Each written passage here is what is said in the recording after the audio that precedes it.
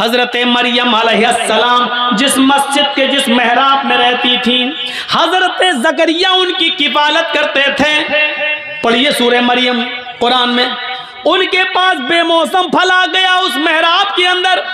आम का मौसम नहीं था, आम आ गया। लीची का मौसम नहीं था, कोई फल आ गया जिसका मौसम नहीं था। जब जकरिया ने बेमौसम फल देखा, मरियम के पास मस्जिद के मेहराब में जब बेमौसम फल देखा तो पूछा, अन्ना लके हाजा, आए मरियम ये फल कहां से आया? इस फल का तो मौसम नहीं है, लेकिन ये फल कहां से आ गया? यानी हजरत मरियम की किफालत करने वाले जकरिया अलैहिस्सलाम अपनी जिसकी परवरिश कर रहे हैं मरियम से सवाल कर रहे हैं कि ये बेमौसम फल कहां से आ गया। गौर करें, ये एक बाप की जिम्मेदारी है कि ये बाप अपनी बेटी से पूछे कि बेटी ये तेरे पास मोबाइल कहां से आया है? तू घर से 4 कॉपी लेकर स्कूल गई थी, ये 5वीं कॉपी तेरे पास कहां से आ गई?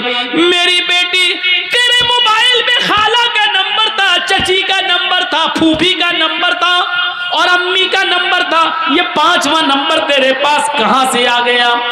मेरी बेटी तेरे मोबाइल में 10 रुपए का बैलेंस था, तुझे अपने माँ बाप को मिस बैल मारने के लिए 10 रुपए दिए थे ताकि कोई जरूरत पड़े तो मिस बैल मारना, हम तुझे कॉल कर लेंगे। ये तेरे मोबाइल में व्हाट्सएप चलाने के लिए नेट पैक कैसे आ गया? ये 1 GB 1.5 GB तुझे जो नेट पैक मिल रहा है ये कहां से आ गया? ये जिम्मेदारी किसकी है? हजरत जकरिया मरियम से पूछ रहे हैं। कौन मरियम? कौन मरियम?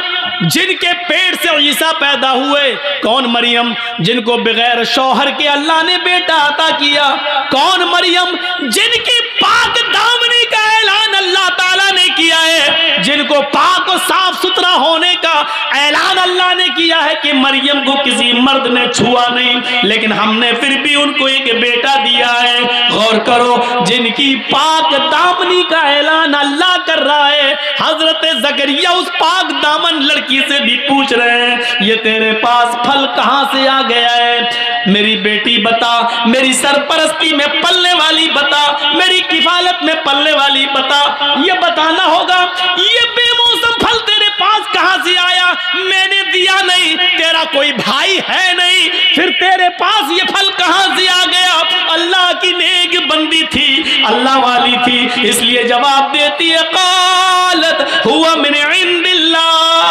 जकरिया मेरे बारे में गलत मत सोचो, आपने पाला है, आपके खून में आपकी परवरिश को मैं जलील नहीं होने दूंगी, आपका नाम कभी खराब नहीं होने दूंगी। किसी लड़के ने मुझे ये फल नहीं दिया है, किसी मेरा कोई बॉयफ्रेंड नहीं है। क़ालत हुआ मिन इंदिल्लाह, ये फल तो अल्लाह की तरफ से आया है, फरिश्ता दे गया है, ये दुनिया का नहीं जन्नत का फल है, ये मेरी इबादतों के बदले में अल्लाह रब्बुल आलमीन ने जन्नत से भेजा है, इसमें किसी लड़के का कोई दखल नहीं है। जब मरियम से क्लास ली जा सकती है तो हम अपने बेटे और बेटियों की क्लास क्यों नहीं ले सकते?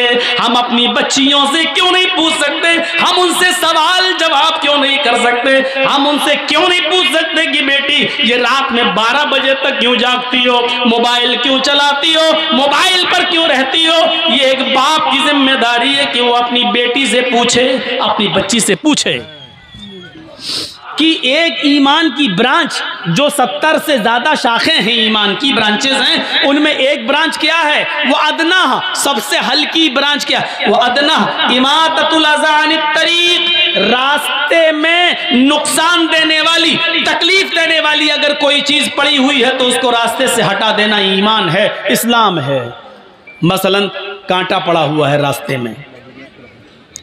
में कांटा पड़ा हुआ है, अब आप बताइए उस कांटे को देखकर इस्लाम क्या कहता है, मोहम्मद रसूलुल्लाह क्या कहते हैं? आप मोटरसाइकिल से जा रहे हैं, आप साइकिल से जा रहे हैं, आप किसी तेज रफ्तार गाड़ी से जा रहे हैं, आपकी नजर कांटे के ऊपर पड़ गई, आप गाड़ी रोक दीजिए, बाइक रोक दीजिए, स्कूटी रोक दीजिए, साइकिल रोक दीजिए।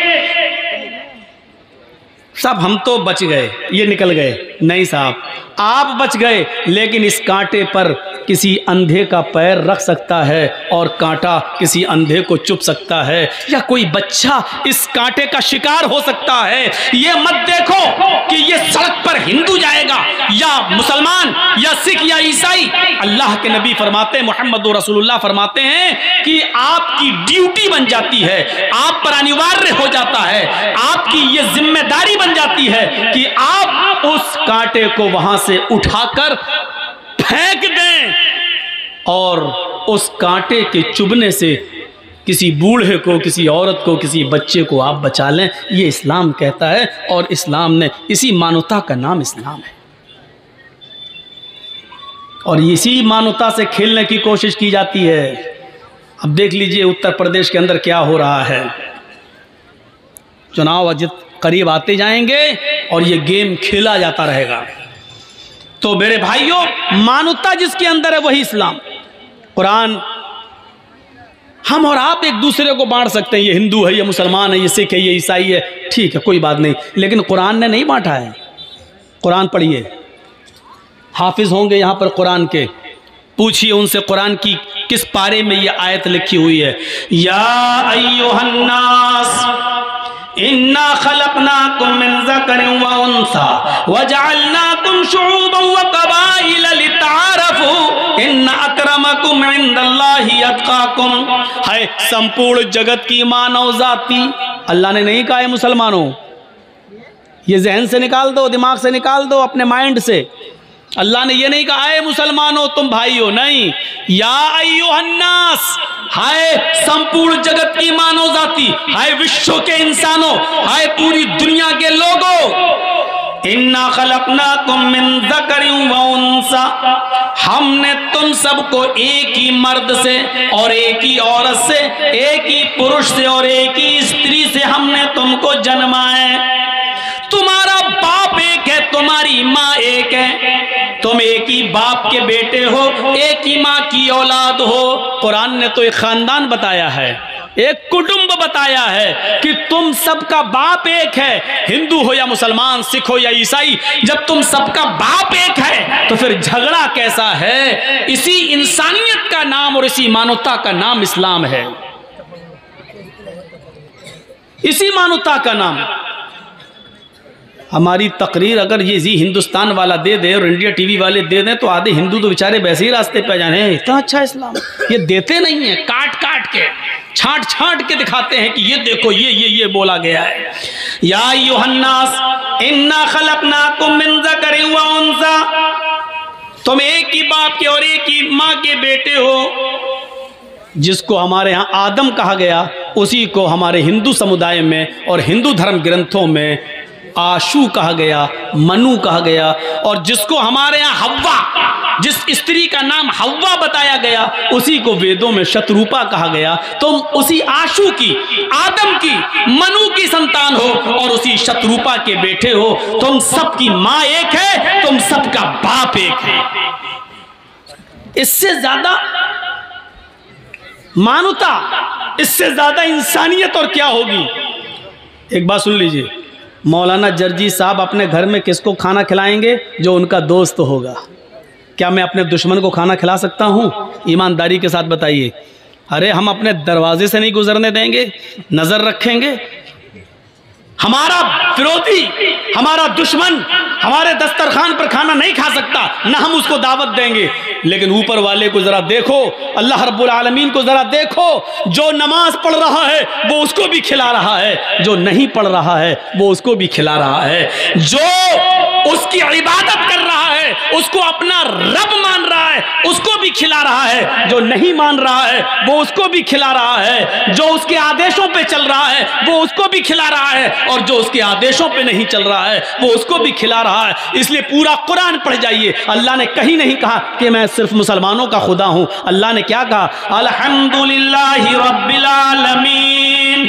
तमाम तारीफें, सारी प्रशंसाएं उस महान शक्ति के लिए, उस प्रभु के लिए, उस अल्लाह के लिए हैं जो सारी कायनात का, पूरे विश्व का, पूरे वर्ल्ड का पालन पोषण करने वाला है। उसने ये नहीं कहा कि हम सिर्फ इंसान को देते हैं, हम मुसलमान को देते हैं। उसने कहा हम इंसान को दे, हिंदू को भी देते हैं, मुसलमान को भी, सिख को भी, ईसाई को भी।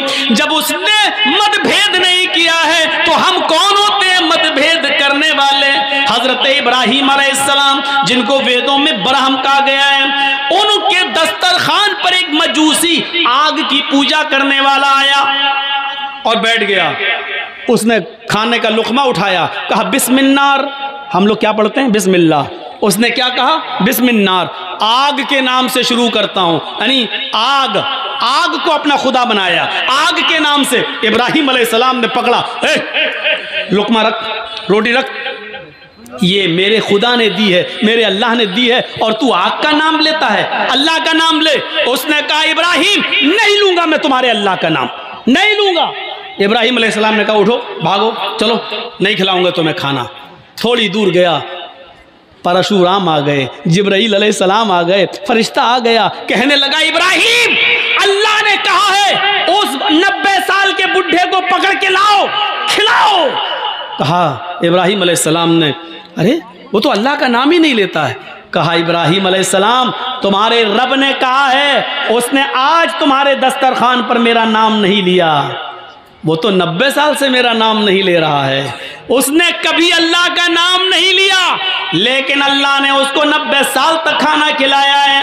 उसने कभी अल्लाह की इबादत नहीं की, फिर भी अल्लाह ने उसको खाना खिलाया है। तुम्हारे दस्तरखान से कोई भूखा कैसे उठ सकता है? तुम नबी हो, ऋषि हो, पैगंबर हो, इंसानियत तुम्हारे अंदर रहनी चाहिए। भूखा कोई भी हो, वो भूखा नहीं उठना चाहिए तुम्हारे दस्तरखान से। खिलाओ। इब्राहीम अलैहिस्सलाम उसको बुढ़े को पकड़ के लाए, दस्तरखान पे बिठाया और खिलाया, और क्या कहा? लो बैठो खाओ। उसने कहा अब क्या हुआ? चिढ़ाने लगा, तंज मारने लगा। अब क्या हुआ? कहा मेरे रब ने कहा कि उसको खिलाओ। उसने तो 90 साल से मेरा नाम नहीं लिया, फिर भी हम उसको खिला रहे हैं। तुम्हारे यहाँ तो एक दिन नहीं लिया और तुम बिदक गए, तुम उचक गए, तुम नाराज हो गए। खाओ, मेरे रब की रहमत, मेरे रब की कृपा को ये गवारा नहीं कि कोई भूखा दस्तरखान से उठ जाए। उस बुढ़े ने कहा फिर मेरा रिश्ता भी अपने रब से जोड़ दो। जब 90 साल तक उसका नाम नहीं लिया, खिलाता रहा, और आज भी भूखा नहीं उठने दिया है, जिब्राईल को भेजकर, फरिश्ते को भेजकर उसने बुलवा लिया मुझे। पहले उस रब से मेरा रिश्ता जोड़ो। हम किसको खिलाएंगे, किसको देंगे? ये इंसानियत है। कोई भूखा दस्तरखान से नहीं उठने पाए।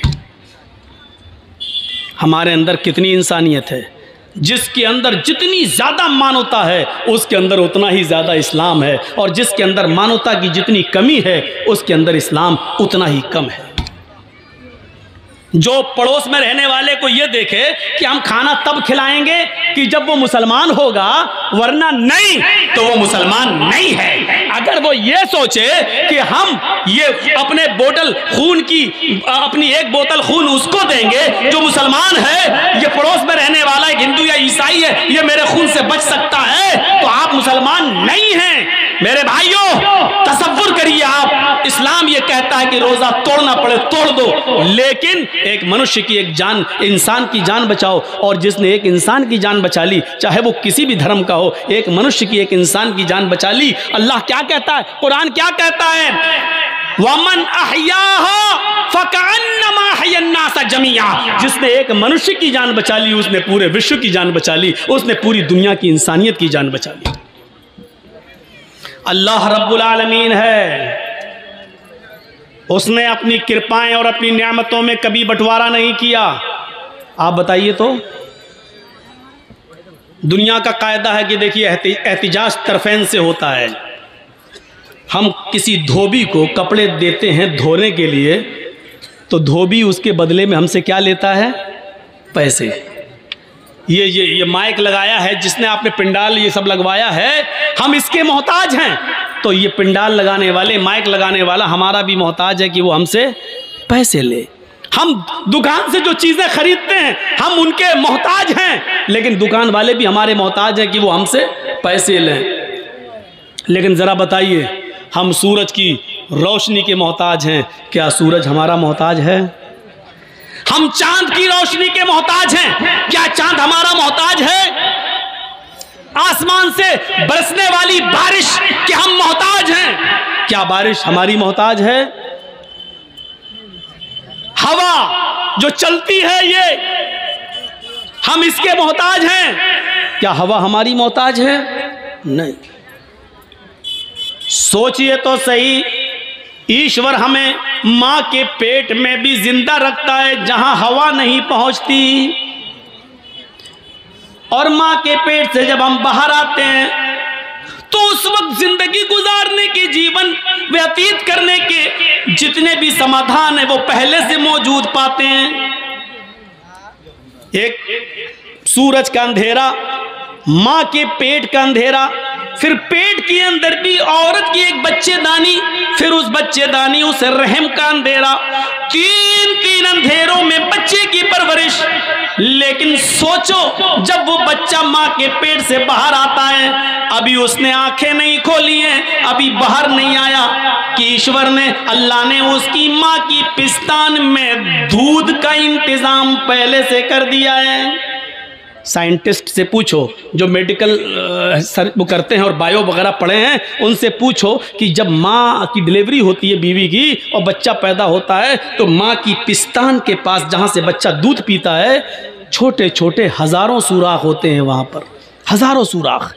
बच्चा जब मुंह लगाता है तो उन सुराखों से उतना ही दूध आता है जितना बच्चे का लीवर एक्सेप्ट कर सकता है। अगर वो छोटे छोटे सुराख ऊपर वाले ने, अल्लाह ने मां की पिस्तान में ना बनाए होते तो बच्चा दूध इतना भी चूस सकता था कि उसका लीवर खराब हो जाता और वो हजम नहीं कर सकता। लेकिन मां के पिस्तान में छोटे छोटे हजारों सुराख पैदा कर दिए, और बच्चा जब चूसता है तो एक एक कतरा, दो दो कतरा ही दूध आता है, जो बच्चे के लीवर में जाता है, पेट में जाता है, और बच्चे का लीवर उसको हजम करता है।